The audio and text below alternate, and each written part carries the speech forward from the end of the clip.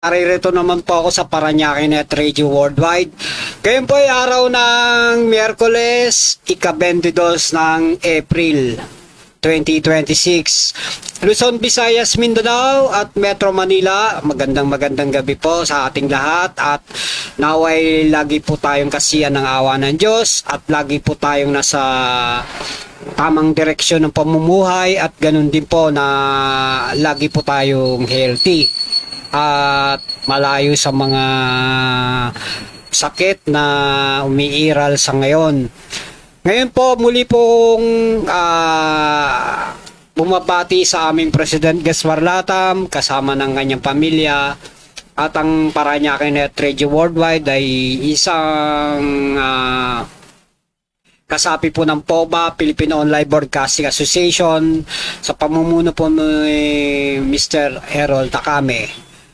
Muli po, binabati ko po ang aking pamilya Santeco, ang aking may bahay, ganun din po ang aking mga anak, ganun din po ang aking mga apo na Sio at Sion, ganun din po ang kanyang mama at papa na si Sairaan Santeco Ibarola at Neo Santos Ibarola at shout out din po sa aming ang Los Padres de Santo Niño sa pamumuno po ng aming President Mel Marquez, Vice President Adi Villapuerte, Vice President Mr.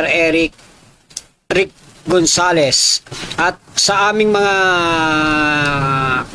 kapwa miyembro, ganun po sa Tropang Ibayo sa pamamagitan po ng aming President na si Joey Lorenzo at Vice President JR Ka at ganun din po sa aming mga katropang center sa pamamagitan po ng aming manager na si Del Tayam at sa mga kasamaan din sa Tropang Center.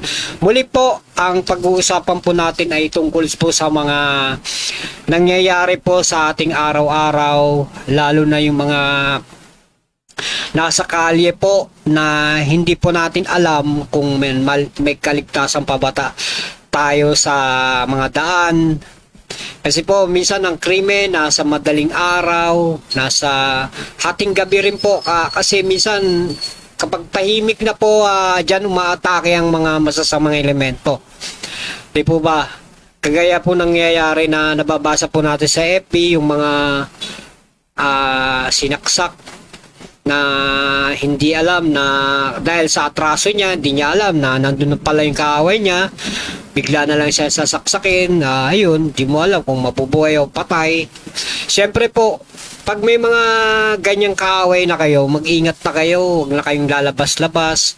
Dahil kung tutusin, ang krimen po talaga, binabaliwala na yung mga takot po sa Diyos yan. Yung alam niyo ibang mga kriminal, ang instinct niyan makipaghigante o makagawa ng isang karumal-dumal na krimen. Yung mga nango-hold up, mga nang gugulpi ng walang rason, di po ba? Yung mga bagay-bagay na dapat maging ano po tayo, alerto sa ganyan. Kagaya po nang nangyari dito sa amin sa Barangay Santo Niño, di ba po ba, hindi natin alam na yung isang katropa natin bigla na lang napa-trouble, ayun, na hospital, maigi na at magaling na siya at nakalabas na po ng hospital. Kaya ingat-ingat po tayo lalong-lalo na sa mga paglabas-labas natin sa gabi. Hindi natin alam ang kainat na natin. At ang usapang kalye po natin lagi ngayon ay ito. Yung mga taong ganyan pong mag-isip, mga kagaya ng mga magnanakaw ng motor. Kailan lang po sa Santo Niño may nawala ng motor na dapat po kung mag-park kayo ng motor doon sa maliwanag at dapat mga naka-double lock talaga ang inyong mga motor. Kasi sa ngayon talaga talamak, lalong-lalo na po pag nakuha na yung motor nyo. Halimbawa dito, kagaya nangyari sa Tondo, yung motor niya Tondo pero nadala sa probinsya. Napunta muna sa Cavite, tapos napunta na probinsya. hindi po natin alam kung anong mga bagay-bagay na nangyayari sa ating araw-araw. Tapos, nakaraang araw lang din po, may nangyaring nasagasaan na tumatawid dyan din po sa Santo Niño. Dapat po talaga yung ating barangay maingat po lagi sa pagpapatupad ng tatawid ng mga tao, kasi ang hirap po ng sitwasyon ng mga tumatawid, lalo na kung mabibilis ang mga sasakyan. Kaya nadadali po yung tumatawid na hindi alam kung ano mangyayari sa kanya sa daan. So, yun po. Kaya ingat-ingat po lagi. Kasi alam niyo naman mga sasakyan, pag may nakikitang mga intersection, mas bumibilis imbis na magbagal. Di po ba dapat sa ating mga motorista naman, pag may ganyang nakikita tayong nakalinya na pabagal na po dapat tayo, dahil linya yan ng para tumatawid. Kumbaga fencing yan, tawiran ng mga tao. Mag-minor-minor na tayo, wag na tayo patakbo ng matulin. Kasi tayo rin ang kawawa niyan pag tayo nakadisgrasya o madisgrasya.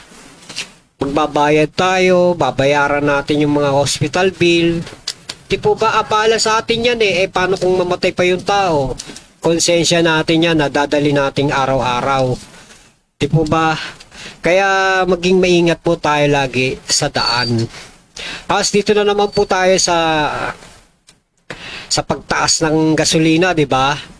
Marami na namang nakakaisip ng mga strategy. Kagaya nangyari dito sa Quezon City, di ba? Nagpagas, bigla tinakbuhan, o ano nangyari? Nahuli din siya. May kasabwat pa. So, pag ganyang talagang masyado nang nangyayari sa kapaligiran natin, yung pagtaas ng gas, kasi dulot nga na pong nangyayari sa sa gera sa Middle East. Maging tayo, aware na lahat po ng nangyayari sa atin, maging positive na lang tayo. Kasi po ang nangyayari ngayon, sa sobrang taas ng gas, marami na pong napapraning ngayon na tao. Siyempre, tataas ang bilihin. Tataas ang gas na ginagamit sa pangluto. Tumataas ang transportasyon dahil ginagamit nga gas. So, yung iba pong kababayan natin, siyempre, napapraning na. Bakit mataas? Ang sweldo di naman bumababa. Tumataas, lalong bumababa pa nga. Dahil yung minimum na 695, hindi na po talaga sapat yan Tapos may nagsasabi pang isang tao dyan na kapag tinaasan daw ang minimum, malulugi daw ang negosyo. Ano ba gusto nyo mangyari? Kayo lang yung kumikita, tapos ang mga manggagawa hindi kikita dahil lalulugi kayo. So, sino ngayon ang mamamatay sa gutom? Di ba ang mga kawawang mga nagtatrabaho? Lalong-lalo na yung mga minimum earner. So, kaya sa sobrang taas po ng gas ngayon, marami na nadidepress na tao. Alam niyo ba yung depression? Nakakaloka na. Pag hindi na po nagamot yung depression yan, maraming kaakibat na kumakalat sa katawan yan, yung depression. Maraming isip yan na kumukulta sa utak ng isang taong may depression. Para sakit yan na hindi magagamot. Kaya, kung kaya mo namang kontrolin ang isip mo, lalong-lalo na kung ang sweldo mo minimum lang, tapos ganyang mataas ang lahat, matidepress ka talaga, kakaisip kung paano ka mabubuhay, di ba? Kaya sana sa mga taong maabilidad, manalangin na lang tayo at isipin natin kung paano ang kumita. Hindi yung iba po gumagawa na ng krimen, nang-hold up na. Kasi nga sa sobrang disappoint na nangyayari sa ating bansa, yun nga yung pong gera, ang laki ng impact sa atin. lalong-lalo na sa mga nagtatrabaho. So, kaya sana po talaga sa ating mga kababayan na manalangin na lang tayo na sana makaraos tayo, matigil na ang gera sa gitna ng silangan at magkaroon na tayo ng kapayapaan sa isip natin. Hindi yung laging problema lang ang iniisip natin. So, solusyon ang kailangan. So, tingnan nyo dito, may babasahin akong isang verses sa Biblia po. Dito sa mga hari, chapter 7, verse 3 to 4. Sabi dito, may mga 4 na lalaking ketongin sa may pintuan ng lusod sa labas ng pader. At ng araw na yon, sinabi mula sa isa't isa, di dito na lamang ba tayo hanggang mamatay? Kasi may ketong nga sila. So, naisip nila na medyo nakakadismaya nga naman sa ibang taong walang ketong. Kung ipasya nating pumasok sa lungsod, sabi nila, mamamatay tayo ron sa gutom. Pero di dito lamang tayo, mamatay na rin tayo, kaya't sa kampo na lang ng mga Arameo tayo pumunta. Kung hindi nila tayo papatayin, boy, tayo, sabi nung isang ketongin. At kung patay naman, di patay, yun sabi ng mga ketongin. Dito, ang sinasabi dito sa Bible, ito nga yung 2 mga hari, chapter 7. Kaya ako nabasa po to kasi sinasample ko lang to sa mga taong nagigipit sa patalim kumakapit. Di po ba nangyayari to, lalo-lalo na sa mga kababaihan, na kapag sila'y kumapit sa patalim, ang nangyayari sa kanila, nagkakasakit. Kumbaga ketong, pero ito yung mga sakit na nakuha nila kung sino man ang may sakit. Halimbawa, may sakit sa ganito. So, magiging sagabal sa pamumuhay nila yan. Tayong mga nasa laylayan ng pantalon, yung mga kumbaga kumikita lang ng minimum, yun ang mangyayari sa atin kung hindi tayo kikilos. So, sapat na yung manalangin na lang tayo na sana wag mangyayari sa atin yung ganitong nangyayari sa iba. Kasi po, ang nilalaman po ng Biblia ay katumbas ng buhay natin na sinusuko natin at inaalay natin sa ating Panginoon na naway hindi tayo magaya sa ibang tumatalikod sa Kanya. Kasi po isa lang po naman ang Diyos natin, di ba? Kaya kung mananalangin tayo, kumbaga centralized na, hindi yung iba-ibang natin naisip na Diyos. Dapat isang Diyos lang tayo. So, yun ang sinasabi ko na katulad ng wangis ng mga ketongin na to, na wangis din na ang mga taong nagkakasakit dahil lang sa ganyan. Katulad ng mga nangyayari sa mga babaihan. Nakikipag-anig sa ibang tao. Diba? Parang ketongin nagkasakit din.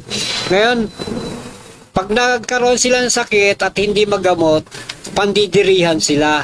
Yun ang mangyayari kagaya sa mga ketongin na to. Kaya sana maging po tayo, maging payapa ang isip natin. Tanggalin natin sa utak natin yung mga masasamang gawain. So, sa usapang gali po talaga, lahat papag-uusapan katulad ng mga nangyayari ngayon sa ibang bansa, di ba? Kagaya ng mga may OFW na hinostage, tapos pinatay ng amo nila dahil syempre kapag may gera sa ibang bansa po, yun din po ang nangyayari, nagre-reflect sa utak nila na parang tong nangyayari sa amin. Nagkakaroon ng thinking na na-over-depress, nakakagawa ng krimen. Di po ba? Tapos yung iba, siyempre nag-iisip kung paano tatakasan yung mga nangyayari doon sa kapaligiran nila. So may mga post ng OFW na Sa sobrang sa depression, ayun, nang-hostage, ayun, tinotodas. So, ang suma total po talaga, nagkakaroon ng krimen. Kaya, panalangin po natin ang mga kababayan natin sa ibang bansa na sana matapos na ang gera. Kasi po marami na pong namamatay. Marami ekonomiya ang bumabagsak. Maraming nawawalan ng trabaho. Kagaya nangyayari ngayon sa atin dito sa Metro Manila, di ba? Tingnan niyo po yung korte ngayon hanggang Huwebes na lang. Monday to Thursday. Yung iba po work from home na lang. Kaya pag nagpupunta tayo ng korte, hindi tayo maasikaso kasi wala sila. Nasa bahay, nagpo-work from home. Yung iba naman pupunta Tuesday, Wednesday. Pag Thursday, hanggang Thursday, yan. Tapos Friday, walang pasok ang mga korte, ang mga ibang establishment. Kaya yun po talaga ang epekto ng nangyayari sa atin sa gera na yan. Manalangin na lang po tayo lagi naway matapos na po talaga to. Tapos po yung mga batas na pinapatupad ng ating DILG, sana yung mga panguhuli po talaga ng nakahubad ilagay po lang natin sa lugar. Hindi po yung porkit nakahubad na nagtatrabaho naman i-ano natin, i-bypass na lang natin na wag na nating tikitan o huliin. Kasi po talaga pag nagtatrabaho po tayo, lalo na kung naghahalo ng semento, napakainit po sa katawan niyan. Kaya yung iba naghubad ng damit dahil siyempre tagaktak ang pawis mo dyan. Hindi naman kagaya yan ng iba na halimbawa pupukpok ng kahoy or nagkakarpentero, nasa loob naman ng bahay na ginagawa, hindi sila naarawan. Hindi kagaya po ng mga naghahalo na semento, nasa labas, naaarawan. Kaya minsan hindi mo maiwasan maghubad ka ng damit. Hindi naman po yon. Kaya lang sana pagbigyan na. At ganun din po sa mga magpapatupad ng curfew, dapat dire-diretso na po talaga yan. Dahil ang isang pagpapatupad ng curfew po, malaking bagay na po yan na mabawasan ang mga krimen-krimen sa daan. Dahil kung nag-iikot po ang mga pulis, dapat maya't maya kasi ang mga mautak na rin po ang mga ang mga kriminal. Minsan pag alam nilang iikot ang pulis, magtatago yan. Tapos pag wala na, tsaka nung aatake. Di po ba? Kaya maging po tayo aware na sana laging may pulis na nag-iikot or barangay. Kasi po ang krimen po talaga laging nangyayari yan sa gabi. Alam nyo naman ng mga tao kasi pag araw kitang-kita nga naman ang mga mukha nila. Or minsan talaga ang krimen nangyayari di sa araw dahil minsan hindi nila maiwasan na gumawa ng krimen. Kaya sa mga pulis talaga, at ganun din po yung pag-checkpoint sa mga motor, dapat talagang meron po dapat talaga laging checkpoint kasi marami na pong mga rider ngayon na na talagang kriminal. Para lang makagawa ng krimen yan, kagamit ng motor para madali makatakas. Kaya dapat po na maiwasan natin na dumami sila sa kalye. Kasi po marami talagang nagmumotor ngayon, wala naman talaga lisensya eh. Yan yung mga taong kriminal po talaga ang isip. Ang makadisgrasya or madisgrasya. Kasi lalo meron din pong motor na wala namang plaka. Dahil alam nilang sa lugar na yun, walang nag-checkpoint, kaya malakas ang loob. Kaya sana naman po ang mga pulis natin maging sipagan pa ng konti para maayos po yung natin, ang safety ng bawat mamamayan natin. So, maging tayo, aware sa lahat ng bagay na maayos po ang batas na pinapairal. Kaya sana po magkaroon tayo ng peace of mind dahil dyan sa nangyayaring mga krimen na yan, at least may pulis na nag-iikot. At ganun din po minsan sa mga nangyayaring krimen kagaya nung kidnapan, di ba? Dito sa NCR, ayan, yung nahuli nga sa Tondo, at hindi po posible itong mangyari pong kidnapan kasi di ba po ba hihingi ng ransom. Tapos pag nahingi ng ransom, ayan, perang umatikabo sa mga kidnapper yan.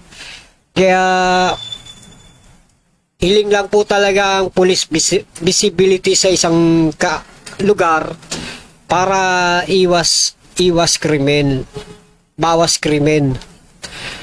So yun. Kaya sa lahat po ng ating mga mababatas, sana po tulungan natin ang ating mga kapulisan na kapag ginanap nila ang kanilang tungkulin at maging maayos po ang lahat. Kasi po minsan kulang-kulang din po ang pulis natin, di ba? Dagdagan natin para mas magampanan nila ang kanilang tungkulin. Minsan ilang pulis lang yung makikita mong nandyan, 2, 3. At least ang mga kriminal nagkakaroon ng aware yang gumawa ng krimen pag may nakita mga pulis sa kalye. Tingnan nyo po dyan sa Santo Niño, may mga nang-hold up dyan sa may LRT. MRT. Buti na nga lang may mga pulis na pong naka-duty, at least nababawasan ng krimen. Kasi kawawa po ang mga nag-aabang dyan ng sasakyan. Minsan na-hold up Tapos dun po naman sa amin sa Barangay Santo Niño, pagbaba ng dyan nakakapasok yung mga nangahabla na cellphone. Dyan sa Barangay Santo Niño, sa Medalya, Sampaguita. Ang Sampaguita po, lagi pong madilim yan dahil nawala yung ilaw sa poste. Kaya dito umiikot yung ibang naglalakad sa Medalya kasi medyo maliwanag. Although na mahaba ang daan dyan, wala. Siyempre, kailangan natin lahat maliwanag. Tsaka, yung mga basura po natin dyan, Santo Niño, dapat makuha po ng on time yan kasi po pinakalat lang din ng mga pusa't aso. Sana po ang Barangay Santo Niño maglagay ng tamang oras ng pagtatapon. Kasi po minsan nagtatapon mga taga-ibabaw din na sakong mga basura doon tinatambak sa Medalya, sa may harap ng tabi ng court at harap ng center. Syempre pagkawawa yung kumukuha pagdating ng madaling araw. Katakot-takot na hakot ng ginagawa dahil ginagawa ng tapunan ng ibang yung mga taga-ibabaw. Iba-ibang street. Sana po isang street lang yun doon o 2, 3, ganyan Hindi, pati yung ibang street doon na rin tinatapon Kasi ayaw nilang madumihan yung kanto nila, pero sa ibang kanto dinudumihan nila. Di po ba dapat maging aware din ng barangay natin dyan na sana laging kalinisan po ang nandyan sa ating barangay. Kinakalat lang po pag gabi na, alas 10, alas 11, alas 12, andyan na, puno na yung basura. Siyempre, pag kinalat, matatapakan ng gulong ng masasakyan. Di po ba kawawa lang?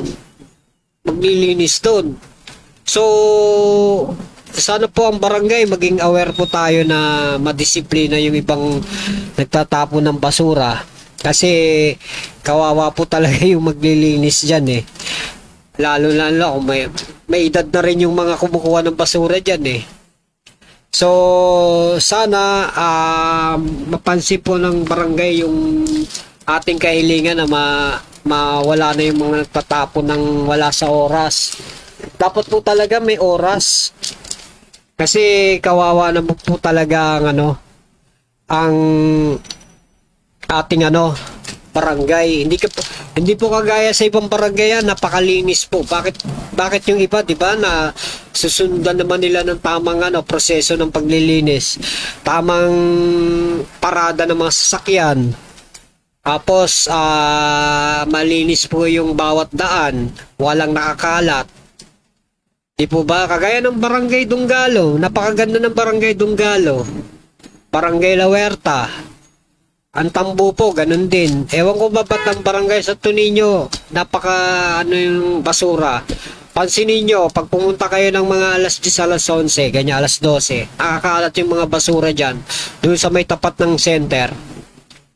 At sana po ma-action na ng aming ng barangay. Kasi, maging po tayo, maayos po.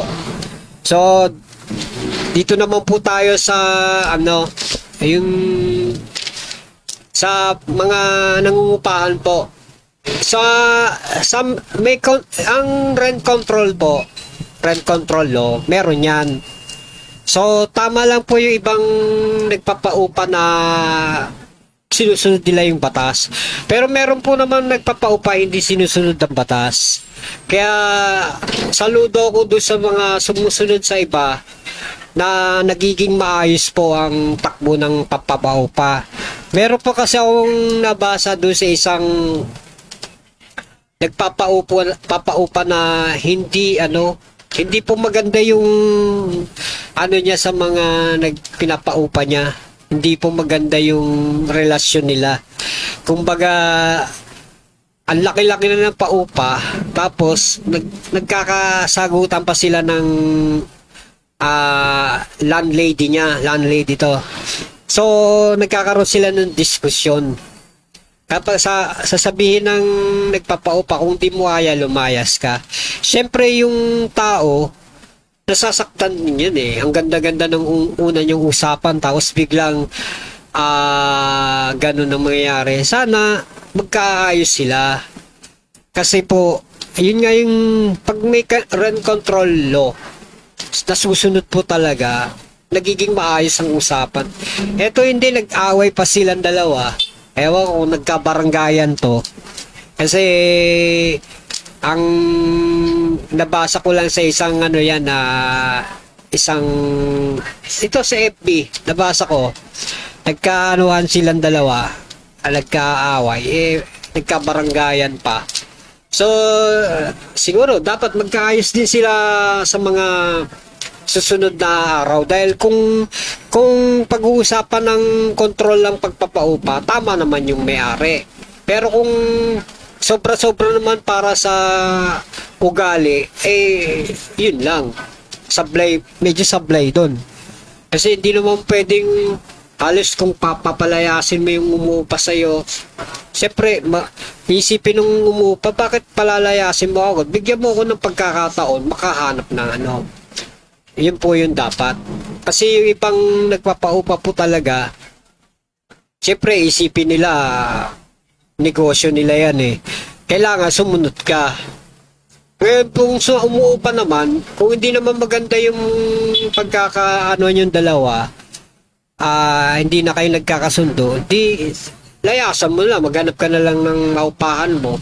Kasi po, tayong umuupa din ako, pero okay naman po yung landlady ko. Kasi yung iba po, nakakaranas po talaga ng hindi maganda sa umuupa. Kaya, okay lang po talaga na bago ka umupa sa isang lugar, alamin mo kung ano yung okay ba yung nag-uupa sa'yo, hindi ba mga suplada, hindi nager. Kasi may mga pagkakataon na ganun eh. Aalamin mo siyempre yung background ng uupahan mo, baka mamaya biglang sugurin ka, singiling ka, pahiyain ka, di ba? Dapat iwasan nyo yung ganon. Kasi po hindi po lahat ng umuupa sinuswerte, meron din minamalas. So, hanap ka na lang ng pagkakataon kung sino yung makausap mong may tamang pag-iisip tungkol sa pagpapaupa. Kaya, yun ang dapat gawin natin. Think twice. So, tingnan natin balik tayo sa mga kabataan na nakakaranas sa krisis ng mental. Mental, ito yung sinabi ko kanina sa mga matatanda na yung mental health. Sobrang depressed. Pero may mga kabataan din po talaga na sa sobrang depressed din po. Dahil siguro yung sa mga kanilang pag-aaral. Kasi yung kaninang sinasabi ko, yung mga nadidepress na medyo may edad na, ito mga kabataan naman na nagkakaroon ng depression. Kagagamit po ng mga cellphone. Yan, isa sa mga dahilan yan. Laging puyat. Tapos, minsan nakakaaway ang kapatid, magulang. So, syempre, nag-iisip ng malalim yan, kaya nagkakaroon siya ng depression. Kasi ang depression po, hindi agad-agad na nagagamot. Ang tanging makakagamot din dyan, syempre, kung may kakilala kang kaibigan niya na kaibigang talagang matalik na kaibigan na makakapag-usap sa kanya, mapapaliwanagan siya, o kaya psychiatrist, ganyan. So, sa isang kabataan na masayahing bata, ayan, palaging aktibo sa klase, ganyan. Ngunit kung may mga napansin kang hindi kaaya-aya, madalas tahimik, yan na po ang isa sa mga sintomas na nadidepress siguro. Tapos pagdating pa ng bahay, napapag-anuhan ng magulang, alam mo naman minsan may magulang tayong magagalitin, nager. Di po ba? Kaya ang iniisip ng isang nagkakaroong kabataang nadidepress, nakakapag-isip ng malalim yan. Tapos, di ba sinasabi ko yung social media, malaking impact din yan sa mga gumagamit ng cellphone. Ako nga po, gagamit ako, pero nanonood lang ako ng mga drama-drama. Hindi po yung ng mga isip na anong nangyayari sa mga bagay-bagay. So, sana po maging aware po tayong mga magulang, wag po nating masyado sineseryoso ang buhay. Lalo na kung may mga anak tayong ganyan na pagsasabihan natin, kauwi pa lang nang galing na school, tapos may problema pala, dapat tayong nagsusuyo sa mga anak natin. Wag po nating pagagalitan agad. Kasi po, alam nyo naman mga kabataan ngayon po, maagang namumulat sa mga ibang aspeto ng pamumuhay. Kasi po ngayon, 2 years old pa lang, 3 years old pa lang, nagmumura na. Akala nyo, ang batang ganon, hindi baby pa, hindi po, nagmumura na yan. Marunong na nga gumamit na cellphone yan eh. Di po ba? May mga taong ganon na 3 years old, 4, 5, nakaka-relate na yan sa mga naririnig niya sa mga matatanda. Kaya kapag may nakita kayong ganyan, huwag kayo mag-uusap, nag-aaway sa harap ng mga ganyang taon. Kasi na-adapt nila yung mga ugali na naririnig nila. Hanggang paglaki nila yan. Kaya sana sa mga magulang, huwag kayong mag-aaway sa harap ng inyong mga maliliit na chikiting. Pag kayo mag-aaway, kayong dalawa lang, kayong mag-asawa lang, huwag paririnig. Kasi po, pag nakalakihan yan, ayun. Tapos, nadadala niya pa yan sa kalye na yun sa mga niya, kalaro niya. Siyempre, alam niyo naman, pag nagmumura ka, yung iba, minabasama, kaya napapaaway. Yun ang mga nangyayari dyan. Kaya po sana ang mga doktor natin masolusyonan kung paano nagagamot yung mga ganyang nadidepress na mga bata. Lalong-lalo na yung iba, di ba? Maaga pa lang, bata pa lang, meron na nagsisuicide. Kasi nadidepress dahil kagagawan din ng surroundings niya. Naririnig kung ano-ano mga nangyayari. Tingnan niyo yung mga nakatira sa mga sa mga shanty. Di po ba? Anong pamumuhay ba meron doon? Meron doon. Pag doon ka nakatira, may sugal, may inuman. Minsan, maririnig mo, may nagmumurahan. Siyempre, naririnig ng mga bata yan. Doon na siya nakatira eh. Paglaki niyan, kaya nagiging barumbado rin minsan ng mga batang galing doon sa isang lugar na yon. Kaya, sana po magkaroon ng ang mga local government magkaroon pa ng ganyan na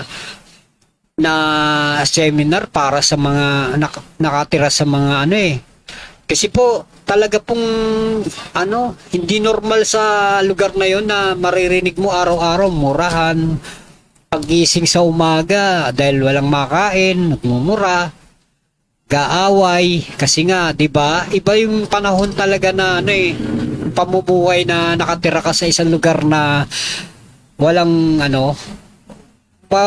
wala kang mapapala. Tapos walang pambili ng pagkain, walang pambili ng almusal. Papasok ang umaga, tanghali hanggang gabi. 'Di ba? Minsan nagkakaroon ng hiwalay ang pamilya dahil sa nangyayari sa ganyan eh. Kaya po dapat ang ating gobyerno siguro magkaroon ng mga ganyang na ang bawat isang pamilya nasusuri. Kumbaga kung anong problema talaga ng isang pamilya na nagkakaroon ng ganyang pag-aaway. Kumbaga seminar, dapat yun ang pagtuunan pansin ng ibang gumagawa ng ng batas. Halimbawa dito sa mga local government, yung mga ating mga konsehal, di ba?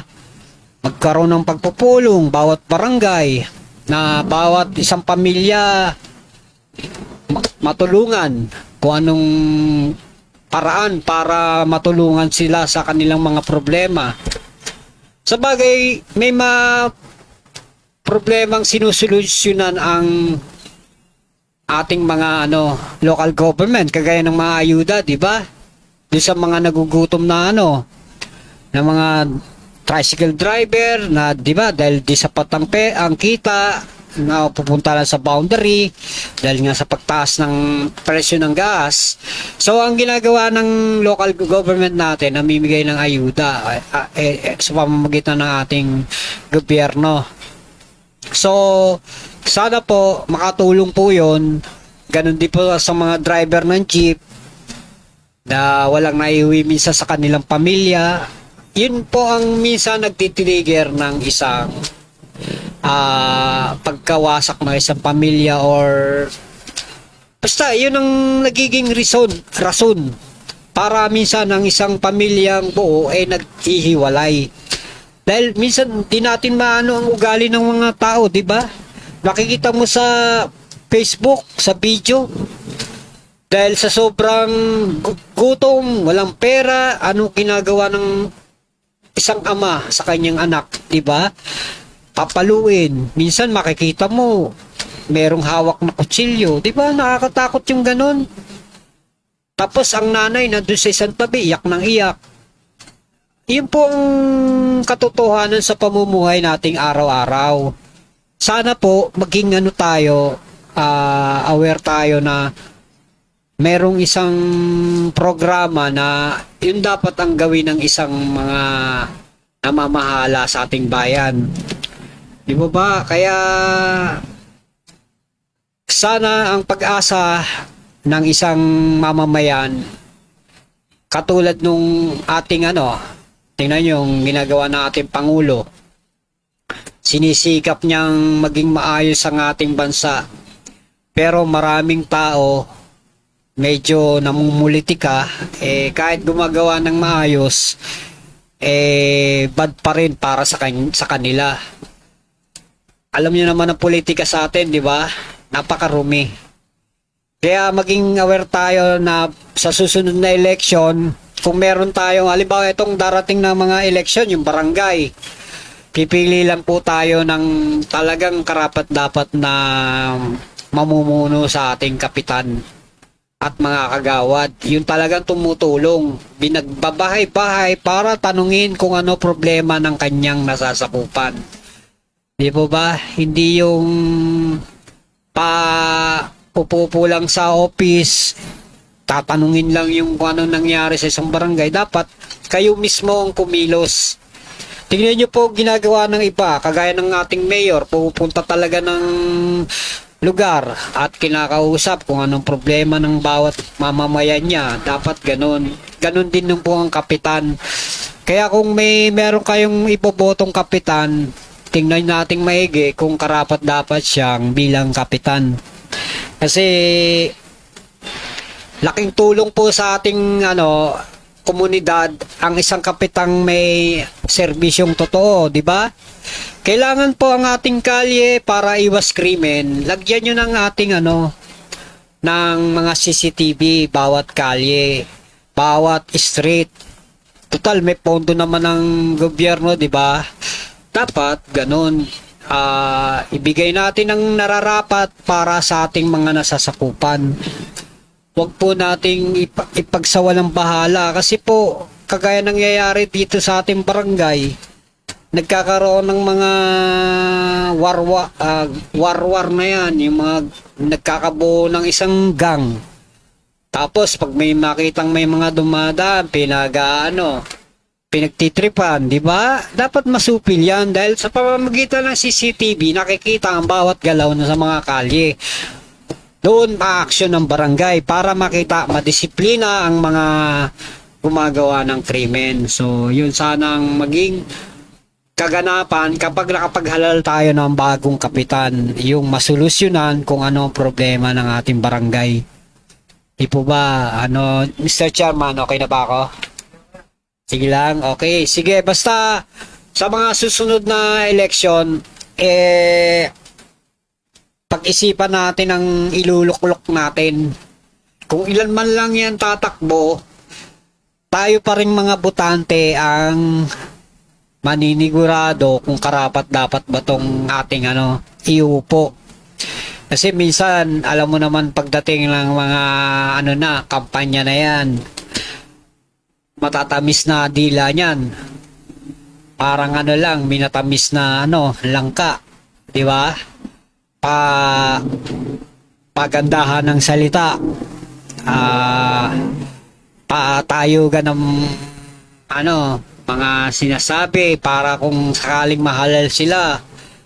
Di ba? Pagdating ng eleksyon, tapos pag natapos na, yung iba naman pag hindi na tayo kilala.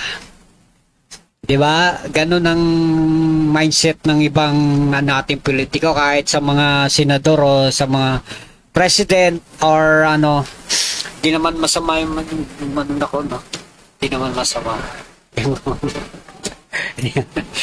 Sige, basta ang importante sa atin sa mga election, mag-isip po tayo ng tama at iboto natin yung karapat dapat. At syempre tsaka na natin yan pag mga nag-file na ng candidacy yan sa darating na November siguro, December, barangay election. So sana yung mga ating, kung may natitira pang mga buwan yung mga nakaupo natin, sana po pagandahin na natin ang ating mga serbisyo para at least kahit papano hindi tayo makalimutan ng ating mga kababayan na may nagawa tayong kabutihan tungkol sa mga pangyayari. Diba, importante sa ating barangay mabawasan yung mga krimen niya, mga nakawan. Kasi kung hindi natin yan, lalala lang yan dahil alam nyo naman ng mga kawatan, pag sinabi nyo napakaluwag dito sa barangay na to, dito na ako mamamalagi, ang dali lang pala magnakaw dito. Kita mo yung motor dun sa may Dahlia at sa tabi ng center, madaling nakuha. Di po ba? Dahil alam nilang maluwag, walang CCTV. Pero kung may CCTV yan, kitang-kita kung saan niya dinala yung sasakyan at naitawag agad. Di po ba malaking bagay sa ano yun eh. Sa isang barangay yun eh, makakuha ka ng achievement na na-solve mo yung isang ganyan. Achievement na yan. Di po ba? Di magandang ano na yan na kahit mawala ka sa pagiging kapitan eh naging makikilala ka na isa kang magaling na kapitan dahil 'di ba sa pamamagitan mo nahuhuli yung mga mga magnanakaw, yung mga nang-hold up diyan sa yung mga cellphone, lalo na kung may pasukan diyan. Minsan kawawa po yung mga estudyante diyan nakukuha na cellphone nung nakaraan, 'di ba, may pasok. Marami pong nananakawan ng cellphone dyan. Kasi po, hindi po talaga, excuse me po. So, sana po sa mga, sa mga darating na meron po kaming mga gagawing pasumba po dyan sa ating barangay. Sana po suportahan nyo kami sa pamamagitan yun. Sumba po para sa alay. Suportahan nyo kami para kahit pa paano po yung magiging pledges po namin sa pagpapasumba makakatulong po to sa mga kabataan na siyempre, di ba, mga mag-aaral na papasok, lalong-lalo na po sa magiging member po namin sa alay na matutulungan namin. Halimbawa, kung mag-click po ang aming samahan na alay, matutulungan po namin makabili ng pangangailangan sa notebook, Crayola, di ba, bag. Laking tulong na po 'yon. 'Yun ang isang bagay na inaano ko na po ngayon yung alay sa ating ama't ina para kasi po ang inyong lingkod po ang magiging vice president po doon. Ang aming president po si Mr. Gaspar Latam. At may marami pa po kami mga board member. So, yung pong adhikain namin, ang mission namin makatulong sa mga estudyanteng mag-aaral na kahit papaano po mabawasan yung kanilang pangangailangan para sa kanilang pag-aaral. Di po ba, lalong-lalo yung mga elementary, syempre yung mga magulang niyan. Hindi po naman natin sa iba wala talagang pambili ng gamit. Di po ba, yun ang atikain namin makatulong. So, tapos po, paki-like and share nyo lang po ang Usapang Kalye at malaking bagay na po ito sa akin. At sa lahat po ng media na sumusuporta dito sa Parañaque Net Radio Worldwide, magkaisa po tayo para mapaunlad po natin ang ating Parañaque Net Radio Worldwide na mag-spread out sa buong Metro Manila at kahit saan po sulok ng ating bansa.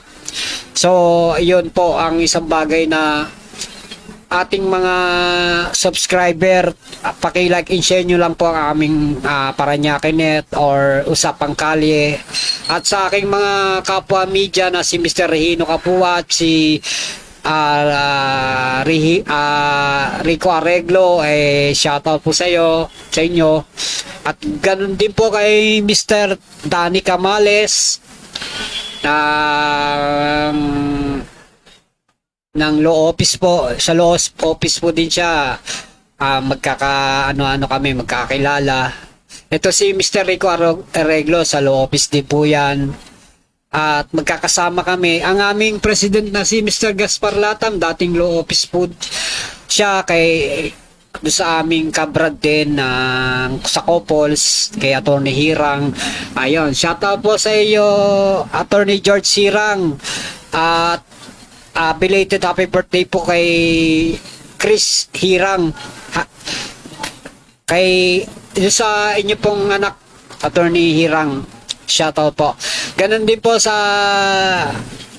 mga nag-celebrate nung nakaraan ng birthday sa aking mga katropang Ibayo at Kalos Padres. Kasi po ako nag-birthday po ako nung last Friday. Ayan po. Maraming salamat sa mga bumati. Ganon din po ang aking mga kabag-anak sa Mandaluyong, ang mga Delphin Malong family, at kay Dina Malong na sa Amerika po.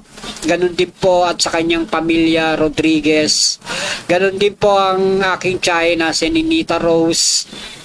Ganon din po ang aking kamag-anak sa Las Piñas, kay Ate Celia Trono at sa kanyang pamilya, kay Amelia Salas, aking kaklase, shout out, at sa mga aking mga kaibigan. Yun.